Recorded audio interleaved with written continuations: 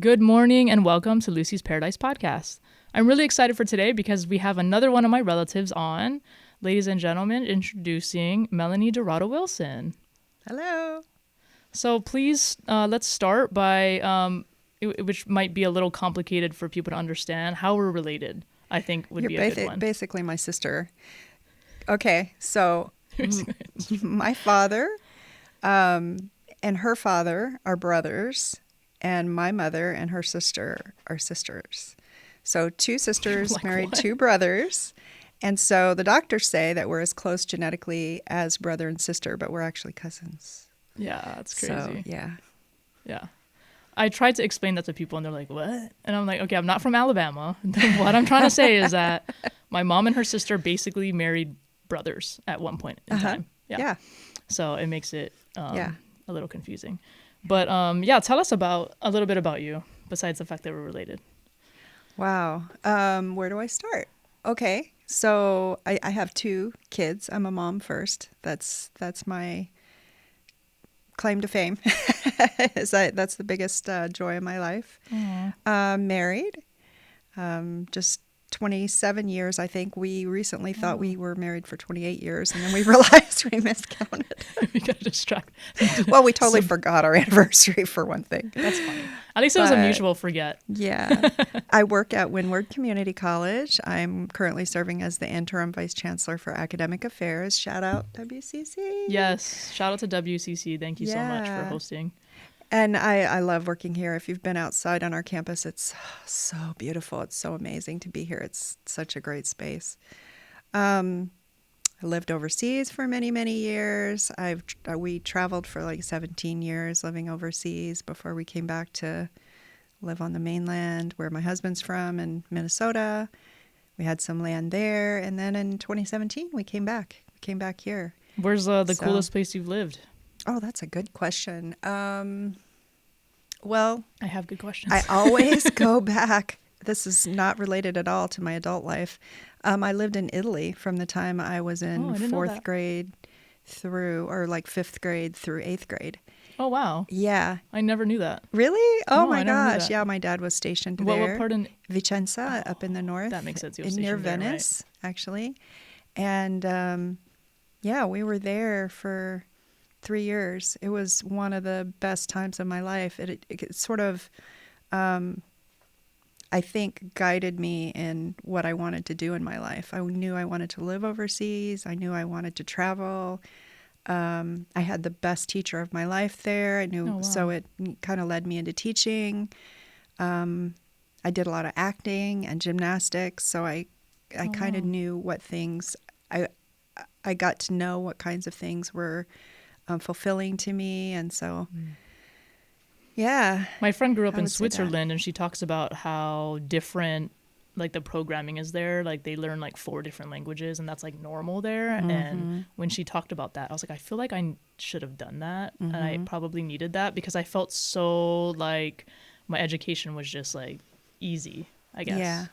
The best way I can explain it. But it sounds like that's kind of what you were experiencing in Italy, like it was so culturally rich. I mean, our field trips. No, I'm just kidding. Just kidding. It doesn't suck. It's different. But, it's just different.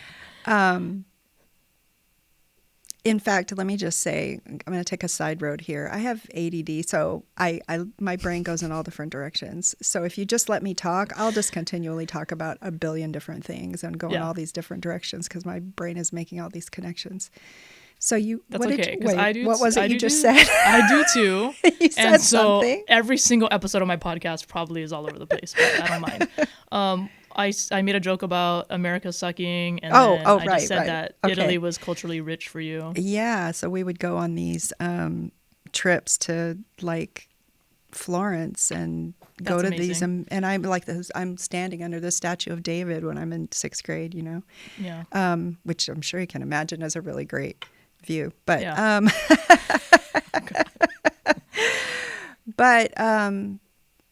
as a Peace Corps volunteer, which is what I did after I graduated from college, and I worked for a year or so, then I joined the Peace Corps, and I went over to third world countries. That's when I started visiting, you know. I don't think we're not supposed to say third world anymore. It's developing countries. Oh, And I didn't know that. yeah. So I guess it's less classist and more positive thinking, you know, because it really is. Their countries might be at different levels, but they're developing. They're working toward. That makes sense. So I started living in countries like that, and I was never happier to have an American passport. I'm telling you, it's like gold out there in the world. And why is that? I learned to appreciate. Everybody wants to come here, and you could be in the scariest, worst situation, and they had you out of there in 24 hours. And I had numerous times when we were evacuated, and you know, you're just so thankful when you get out safe and you realize you're leaving people behind that will never get out. That's sad. Yeah, it is sad. So yeah, there's a lot of stuff going on in the world. There is. Oh my gosh, I have stories for you if you want to hear them. Yeah. Yep. Anyway. I mean, we don't have to get too sad, but yeah. I like to get a little sad and then come back, you know? Okay. Well, I would say, you know, we lived overseas for 17 years. So I met my husband in Albania. So I was in the Peace Corps. I joined in 1994. He got there about midway through my service, and he was hired as the Peace Corps medical officer. But he had been Peace Corps, done Peace Corps, and was a volunteer prior to meeting me in Pakistan. He was evacuated from there, and then he worked in Southeast Asia in various camps, refugee camps, and worked for Médecins Sans Frontières. But anyway, he came to Albania as the Peace Corps medical officer, so that's how I met him. But then I was still a Peace Corps volunteer. I was kind of dating this Albanian guy and another guy back in the States. But I knew him, and then I finished Peace Corps, and I actually got a job in the country and decided to stay. And so during that year, you know, we became closer, and we eventually developed our relationship, and we ended up getting married, had our first girl.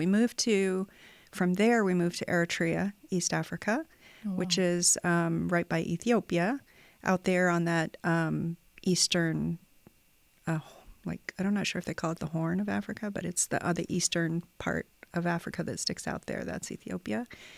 And so we were there for 2 years. We were evacuated from there, and that was one time where there was gunfire happening. I had a little baby. They rushed us onto a plane, and the plane was a full-size, 747, but there was, nothing on there except for seats. They had, rushed in this really empty plane. Like a military. Yeah, it felt military. For us. And so they got us out. We were in Germany for a few days, and then they immediately offered my husband a job in West Africa, and he's like, okay, I'm going without you. It's just going to be a couple weeks. Of course, it was 12 weeks.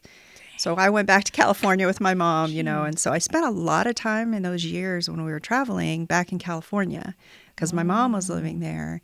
And so in between, or when I was visiting in the States, I would come and stay with her. But then from there, they gave us a new site, and it was Papua New Guinea. So that's, for people who don't know, it's on off the northern coast of Australia, and it's an island nation.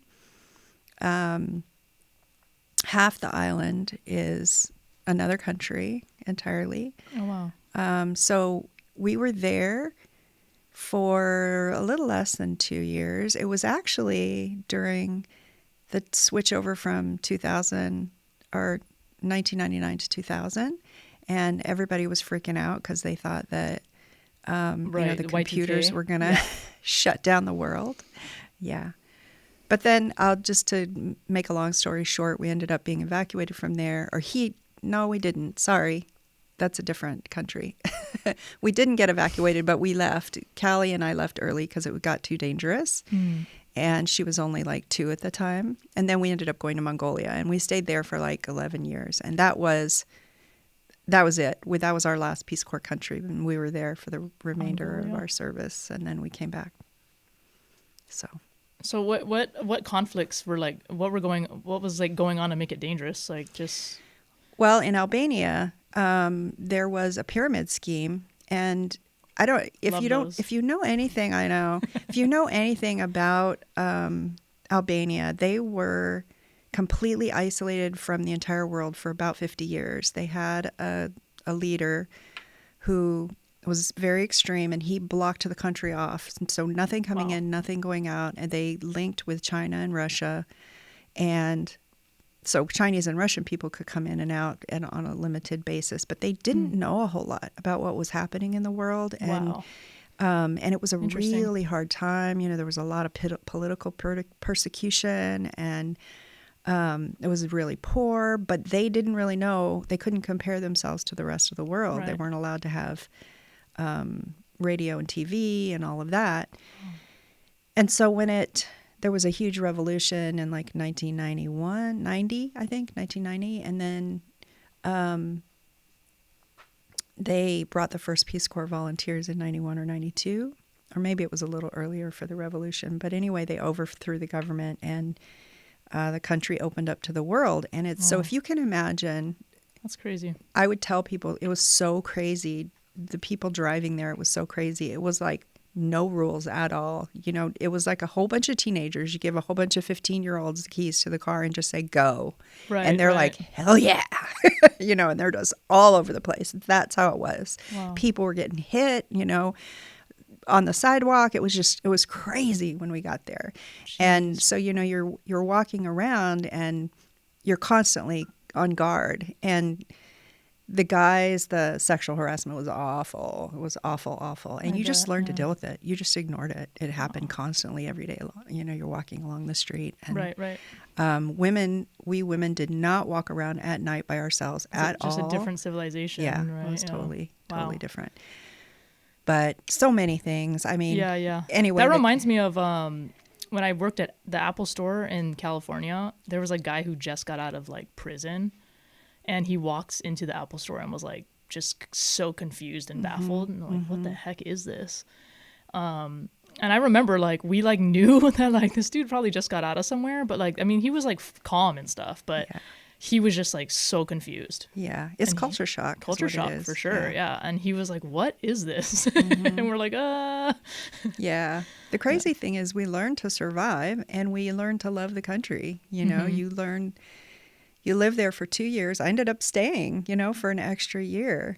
I got a job and stayed. I could speak the language, and I still am in connection with many of my students, and I loved it. And I still think of it as one of the best times of my life. So yeah, it was different, but also what do you think is like a benefit of? I mean, I don't know if there's a benefit, but a benefit of like living in a country like that, I guess. Oh, there absolutely is. It completely changed who I am and what I believed was possible for myself, because it stretches you in ways you would never expect. You know, you expect things like I'm going to miss my family. Yeah. The food's going to be different.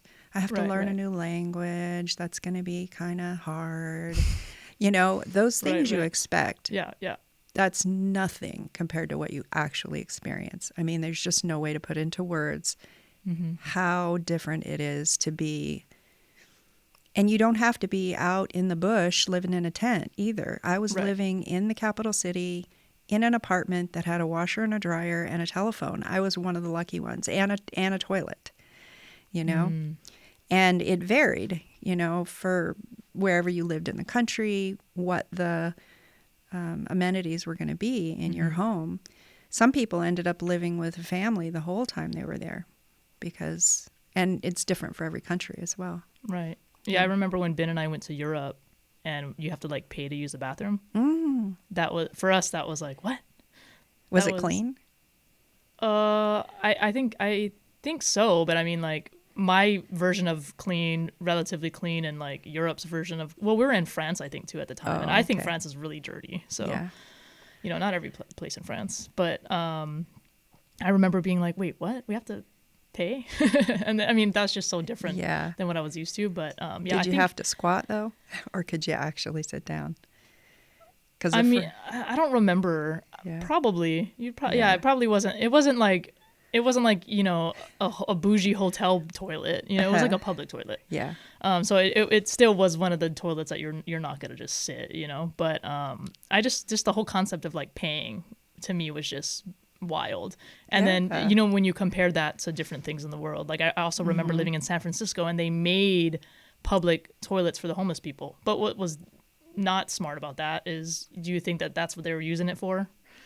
Right? Not really. So they, you know, it was like they were like, oh dang, like we tried to like do something, but that wasn't a good idea. You know, it's not working. Not working. Yeah. But I think people should travel. I think that's absolutely huge. I think Peace Corps is one of the best things people can do. And if you don't do Peace Corps, which is a huge commitment, but they make it as easy for you as you possibly can.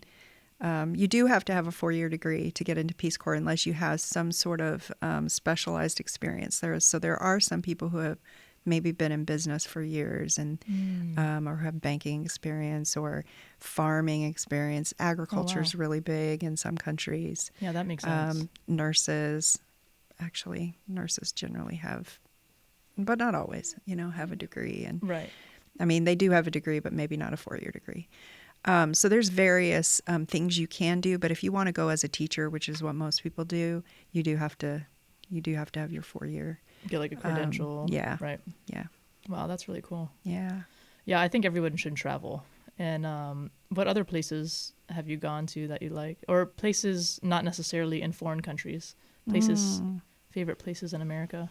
Well, we lived in Minnesota for about 6 years when we got back from living overseas, and I worked on an Indian reservation. We lived right next door to the Indian reservation. Wow. So was an amazing experience. I really loved living in northern Minnesota, even though it was freaking cold. Yeah.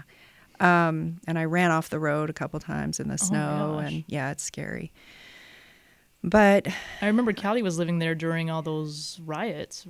Right? She oh my and God. she was like, she was telling me about it. I was like, oh my gosh. I know. She's, well, you know, she's really, you know, into social justice, and she's lived, you know, she grew up overseas. So she really sees life in America differently than your average young person who grew up here their whole lives. And especially if they are a person who is isolated in any kind of community that doesn't have a lot of diversity. She is so open-minded in ways that she teaches me. Every time I am with her for any period of time, I learn something new from her. Wow. She's a really amazing person. She looks so much like you when you were younger. It's so funny. People say that all the time, and I didn't see it until other people started to point it out, because I am darker skinned. I don't think I noticed it as much until she cut her hair, to be honest. Yeah. Because it like makes her features pop out, but yeah, it's insane. I was always so focused on her light eyes and her brown hair and saying, oh, she doesn't look like me, you know, because when she was a baby, she had blonde hair and blue eyes. I was like, how did this happen? I have this baby that is not mine. How did it happen? But I know it's mine. It's the milkman's baby. Yeah. What's going on? You know, I have a funny story, actually. I was holding her like sometime in the first 5 days, and I was looking down, and I just said, Paul, I just can't believe I had a baby with blue eyes. And he, the kidder, constant kidder, goes, don't ever do this to a new mother, by the way. He goes, maybe they switched her in the hospital. And I was like, stop. And I pulled her, and I was like, I'm not giving her back. Yeah, too bad. I was like, if they did, she's mine. I love her. Oh, no. But that is a fear. Jeez. I know. I would be so scared. We were talking about the riots in Minnesota, and I remember she called me. She was at Hamlin University, and she called me like on a Sunday, and she goes, hi, Mom. I was like, hi. She's like, I just want to let you know I'm okay. And I'm like, what? She goes, I was arrested. I'm sorry if I'm outing you, Callie. Oh, okay, I probably shouldn't say it. I'll leave that for her when you interview her. Okay. But anyway, she was supporting Black Lives Matter. So. Oh, okay. She's like, she used her one phone call wisely. But she didn't need it, right? If she was, I'm like, you're free. Why are you calling me? She always does that. She's like in this dire situation. She gets herself out, or she gets friends to help her out, and then she'll call and tell me about it. And I'm like, you could have called me. I totally would have helped you. But I think she doesn't want my drama. What's good about that is that she's self-sufficient enough to solve the problem or whatever. Yeah. But yeah, that would still, I don't know if that would worry me more or less. But I think she also, and I'm sure. My mom has made it very clear, if I get arrested, do not call her. Yeah. So I'm not wasting my phone call. It's funny. Yeah. My mom said the same thing. We must be sisters or something. Yeah. She's like, if you get arrested, really, I'm surprised Auntie Julie said that, though. Yeah. I'm surprised. I feel like she would bail me out. She would bail you out. She wouldn't bail you out. That's funny. You can call my mom and I'll call. Yeah, that's right. Yeah. Oh, that's funny. So yeah, I loved living in Minnesota, and Callie still lives there. She lives in the Twin Cities now. Yeah, she loves it out there. She loves it. She does. She's a snowbird. Yeah, I like the snow for short periods of time. Like if I can go somewhere and snowboard and then leave, I could do that. Yeah. Or if, once I run out of like 10 hot cocos, I got to get out of there. It's that's my friends taught me when we went snowboarding, they're like, if you drink alcohol, you'll be warm the whole time. And I'm just like, whatever, you guys are like alcoholics, but it was kind of true. I was like, dang, they're kind of caught on to something here. But yeah, I don't want to always do that though, because then I'm snowboarding, right? Yeah. And that's not good either. But I found that interesting. I was like, this is changing my perspective on like people in the cold and what they are doing to survive, so it's like, really, how do they stay sober? God. Not just sober, but yeah, I mean I'll do a lot to stay warm. I just didn't go outside. I was literally inside all year round, and even during the summer when not kidding you, Paul will tell you, unless I had to drive somewhere, I did not go outside. And that's a scarier part. Just driving somewhere in the snow is worse. Yeah, it's scary. Yeah, that's the scary. first time I went off the road was terrifying. But, oh my gosh! And because I was going way too fast, I shouldn't have been. And I had the girls in the car, and I was just so thankful afterward that the girls were in the car, the windows were up. I was smoking 3 cigarettes. No, just kidding. Just kidding. I was just driving too fast down the highway. That's scary. Daniel and I were in I think we were in New York, and it was kind of ish snowing, but like we weren't concerned about the snow. But he was driving and he almost hit a deer. Oh. And I just remember the car jolting. And I think it was like that time in the drive where you're like kind of falling asleep. And Daniel was like, deer, and just like avoids it. And it was just like, no, like nothing happened. And I'm like, what? And thank God I wasn't awake, because that probably would have traumatized me much more. He's but so laid back. What the hell? Well, I can totally see him all, deer, looking good. I mean, he has. I do trust his deer. His what's it called? Sorry. His ability. Sorry. I said I wasn't going to do that, because I do talk with my hands. Sorry. Yeah, I know it's hard for us. We need to you got to use the other hand. So we were living in Minnesota for 6 years before we came back here.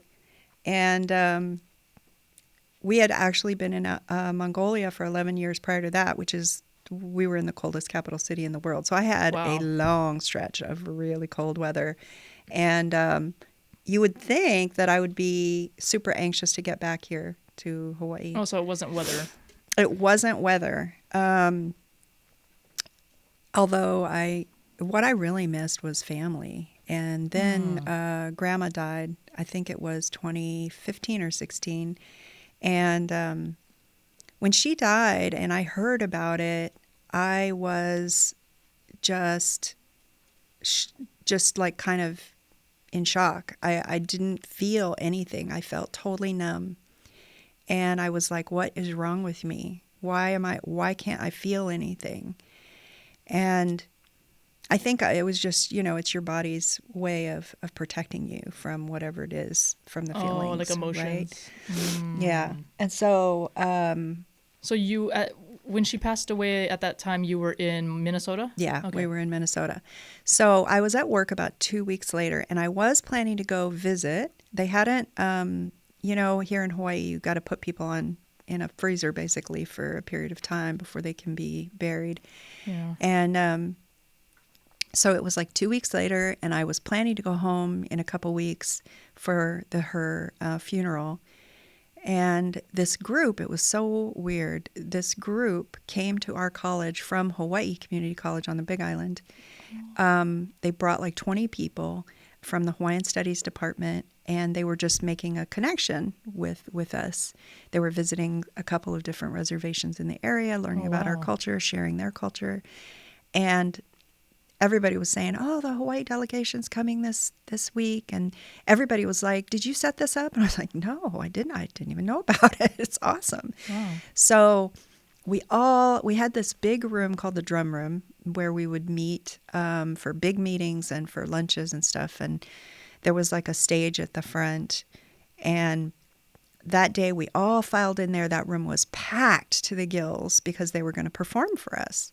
And I stood at the very back of the room, standing against the wall, and they started playing the pahu and that thumping, and then the kumu started chanting, and then he started singing, and the women were doing the hula, and I, like, everything in me broke open. I was sobbing. I was standing in the back of the... People were looking at me like, are you okay? They were coming over, and I was like...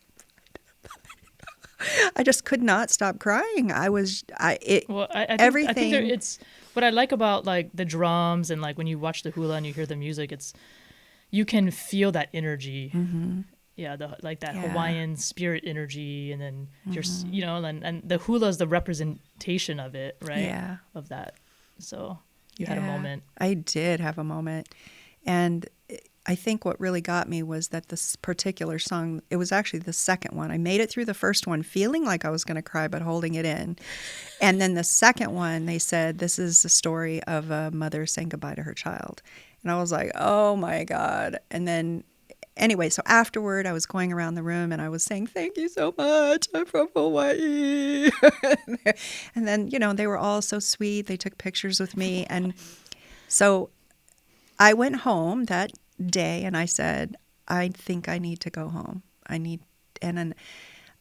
So I started looking online for jobs. And one day I saw a job somewhere, and it was with education. I don't remember what it was.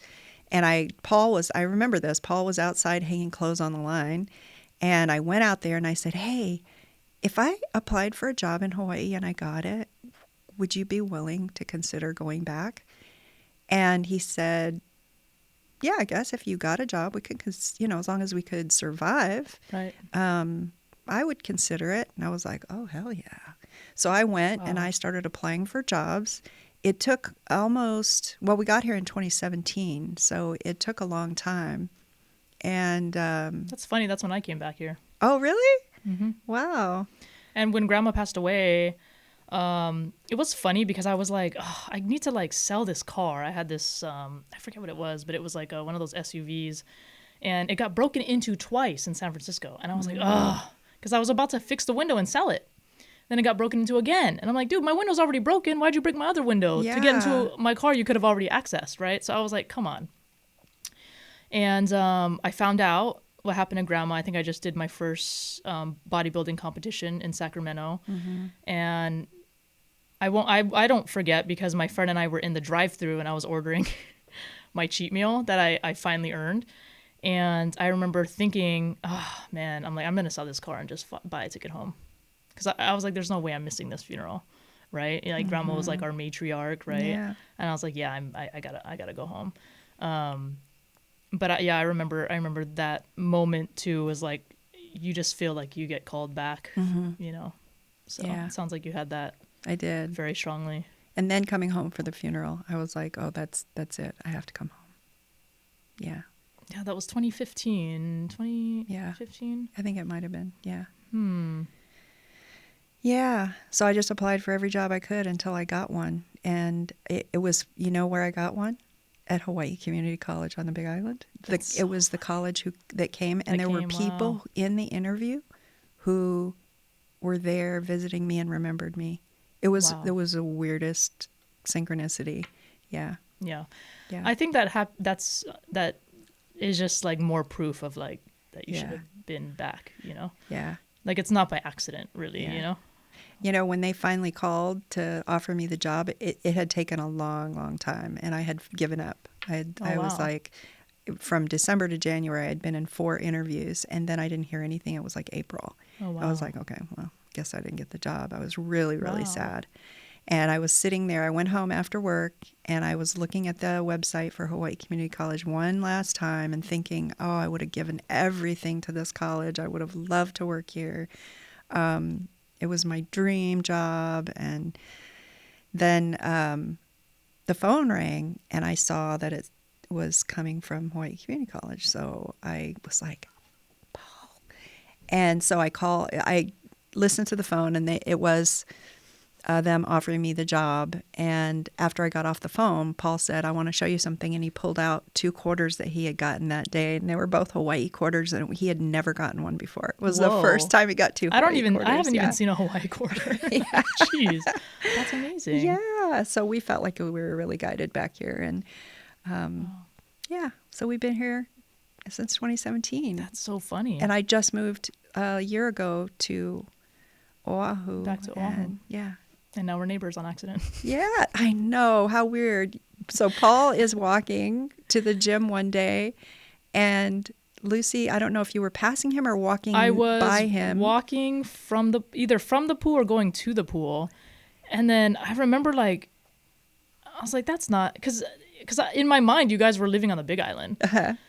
So, but I was like, no, that is him. And then, yeah, and he was like, oh my gosh. Yeah, he recognized you too. Yeah, and I was like, that is hi, crazy. Lucy. Like, what are you doing? He's like, oh yeah, we live here now. Like, all nonchalant. I was like, what?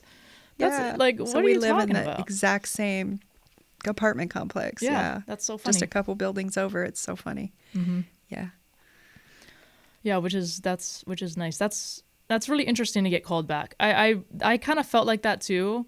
And what ended up happening, so I was living in Los Angeles at the time, and I always feel like before a big life change, I'm either on the phone with my mom or on the phone with Haven. Mm-hmm. You know, and so I'm on the phone with Haven, and we're talking, and she said, well, what's stopping you from like doing kind of what you want to do? And in this conversation, we're talking about how I kind of was like leaning towards maybe I should just go ahead and join the military like I wanted to. Mm-hmm. And she's like, well, what's stopping you from that? And I kind of like looked around, like I was in Venice. I was on the phone with her in Venice, and I was just working like just a dumb job. Like it wasn't even a big deal. And what I was really doing out there was like commercials and all that kind of fun stuff, you know, but it's really hard to make it out there and do all that stuff. Can't even imagine. I mean, unless you have an agent, I mean, I probably would have done it differently now, knowing what I know now. But unless you have like an agent who's really good and active and actively finding you jobs, or you're good at finding like background jobs and things like that, like you have to be extremely consistent and keep doing those things. But again, every actor in Hollywood that hasn't made it yet is a waiter or a waitress, right? Mm-hmm. Which that just goes to show, because you can literally make a career out of doing the background work, and you definitely can. It's almost like a 9 to 5, right? So I was like using my connections, and one of my friends was doing background stuff for So You Think You Can Dance and all this stuff. And so the way that I figured out it works is once you do a job and you do well, word spreads like wildfire. And once they know you're reliable, that's almost better than being a good actor, because they know you'll show up at 5 a.m. and stay there till whatever time. So I got these really random jobs doing background stuff, but it was kind of sustainable, right? But finally I was like, like I don't care about any of this. And so Haven and I were talking about it, and I was like, no, I feel like I need to do it even if I don't end up staying forever, because it's something I always wanted to do. So I ended up making that decision. But the entire time, the whole point to this long explanation is, the entire time I was at basic training, I told all of my friends that I was going to get stationed in Hawaii. I was like, I will, watch, I'm manifesting it. And I remember making a friend there who I'm still friends with today. My friend Kirsten, shout out to you, because we were literally talking yesterday. But my friend from Switzerland that I mentioned, and we became friends. And she actually didn't come with us to basic training because she had a different job. She was trying to be a firefighter in the Army, but I met her at reception. And reception, you go, you get all your shots, all your medical stuff, X, Y, and Z, and then you leave.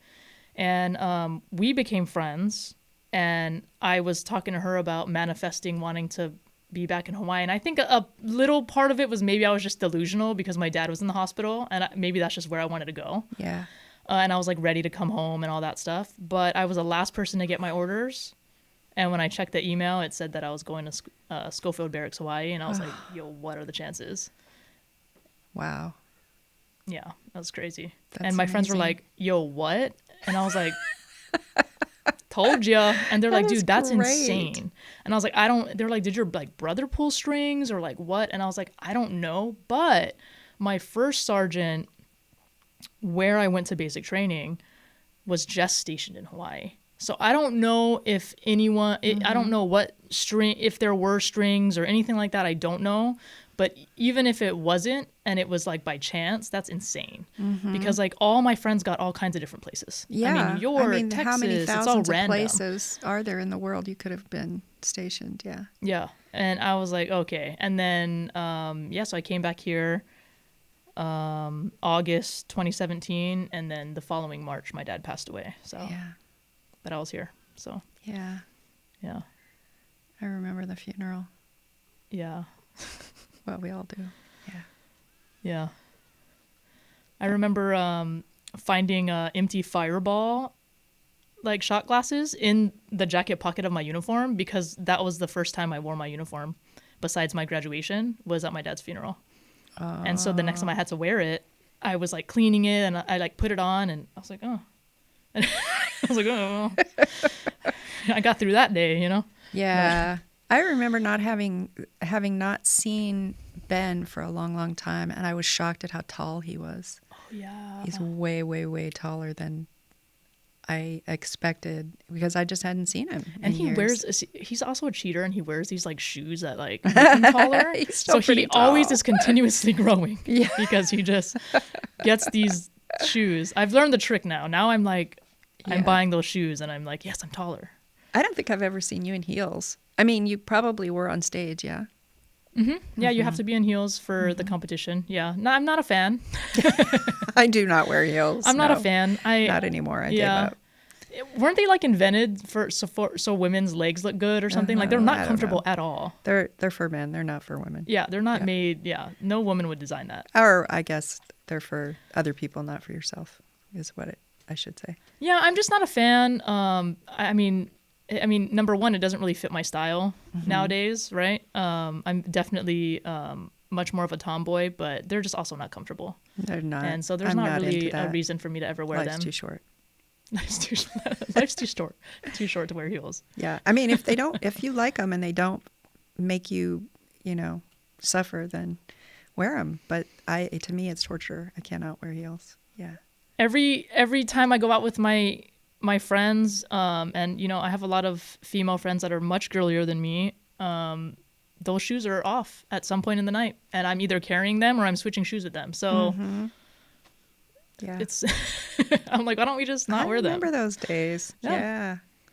I remember I went to Boston one time, and all these girls I met were dressed up, and I was like, how are you not cold? like I was like, I want to go home and go put sweatpants on and a hoodie. Yeah. And they're just looking great. They're suffer for suffering. beauty. Yeah. And I was like, well, okay. Yeah. Those days are done. Yeah. No more. Well, when you're Just married, done right, with you have no that. one to impress anymore. So Yeah. I was gonna ask you any Hawaii stuff you want to talk about, because I know you were excited about your Hawaii studies degree. Well, oh yeah. So Which is really cool. It's my fourth and most important degree. I tell people, everything I did before then, I was just to leading flex up. on you. It totally led me to my Hawaiian Studies degree. I just got my AA in Hawaiian Studies from Hawaii Community College.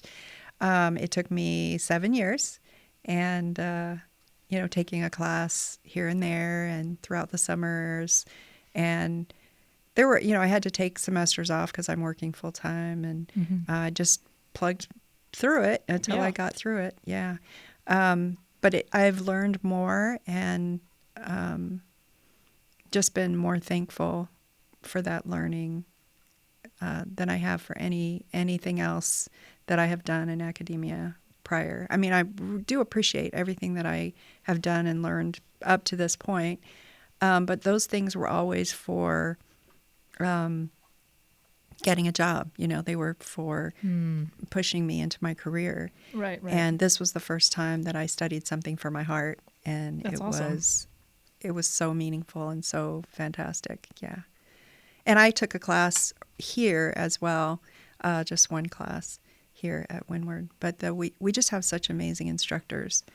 Yeah. What is something from like the Hawaii studies that you learned that you didn't know that's interesting?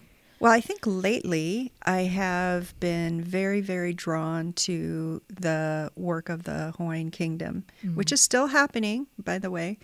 I have, what I'm going to say is fairly controversial. It is not everyone's belief, but it is my belief that, and it's based on studies, that the United States, we all know how it happened that the Hawaiian Kingdom was taken, and we know that it was illegal.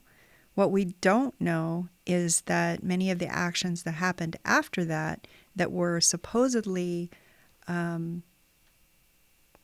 legal and political actions to take Hawaii and make it a territory and then a state were actually not legitimate.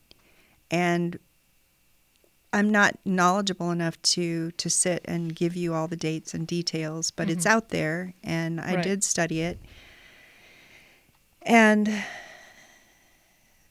so the Hawaiian Kingdom still exists. It's under occupation, basically, is what it is. It's under occupation, and the Hawaiian government has regrouped and is still working toward becoming recognized. And they've actually made a lot of progress internationally in being recognized. So that's something that that has really captured my interest lately. I hope we're successful in that at some point. Yeah, I mean, I think that the biggest thing is that people fear what would happen if it did take place. And I actually talked to one of my professors and said, let me ask you these difficult questions that people are thinking when you talk about this. Right. And one of them was, what would happen if the Hawaiian Kingdom somehow were recognized and then this was no longer an American